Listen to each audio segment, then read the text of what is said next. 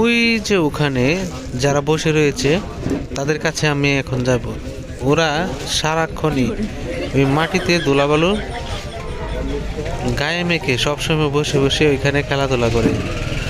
তাদেরকে দেখে আমি হতবাক হলাম, এবং এরকম সময়ে এরকম একটা জায়গায় তারা খেলাধুলা করে। এই সময়টা আমাদের এক সময় গেছে, সেটা আমি জানি যে ওরা অনেক সময় এখানে খেলাধুলা করে। আর সেক্ষেত্রে আমাদের বয়সে কিন্তু সেটা হয়েছে, হয়তো আপনাদের এরকম বয়সে আপনারা এরকম মাটির সাথে শুয়ে ধুলাবালুর সাথে মিশে খেলাধুলা করেছেন। ঠিক বাস্তবিক মুখে ভিডিওর মাধ্যমে সেটি আমরা তুলে ধরলাম। হঠাৎ করে রাস্তার পাশ দিয়ে যাওয়ার সময় ওদের খেলাটি দেখে আমার মনে হলো যে আমরা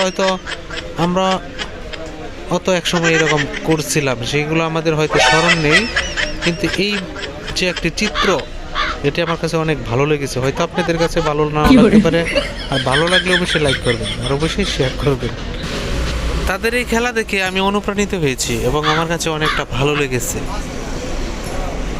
তারা এই মাটির সাথে মিশে একাকার হয়ে খেলাধুলা করতেছে, আর সেই খেলাটি কিন্তু তাদের কাছে এতটাই আনন্দপ্রিয় লাগতেছে যে সে তার মায়ের করলেই খেলাধুলা করতেছে। সেটা কিন্তু আমি দেখার চেষ্টা করেছিলাম, বলতে রাস্তার পাশ দিয়ে যাওয়ার সময় এই ঘটনাটি ঘটে।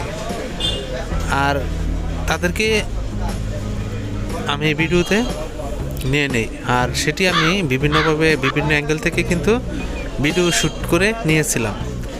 এবং তাদের যে প্রকৃতির সাথে এই ম্যাচিং খেলাটি, এবং রাস্তার পাশে রয়েছে ঝোপঝাড়, বাড়ির পাশে এগুলো, তারা এই সকল দেখেও কোনো ভয় নেই তাদের মনে।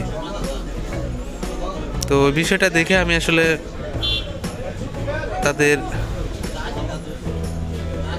তোলার চেষ্টা করেছি। এখানে ঝোপঝাড়ের সাথে বাড়ি দূর থেকে অনেক সুন্দর দেখা যাচ্ছে, দেখতে পাচ্ছেন আপনারা। আমি আবারও তাদের কাছে যাচ্ছিলাম যে তোমরা কি করো, তো এই বিষয়টি নিয়ে আমি ভিডিও করছিলাম। আশা করি আপনাদের ভালো লেগেছে। ওরা কি বলে, জঙ্গলে খেলো তোমরা? হ্যাঁ, এই যে দোলা দিতেছে, তা করে না যে, তা করে না যে, কান বসে দোলা দেব, দিও না যে, দিও না যে,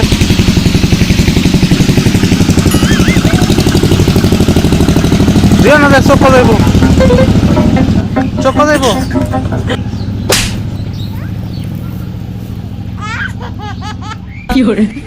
আয় বড় আল্লাহ বাঁচাও গা।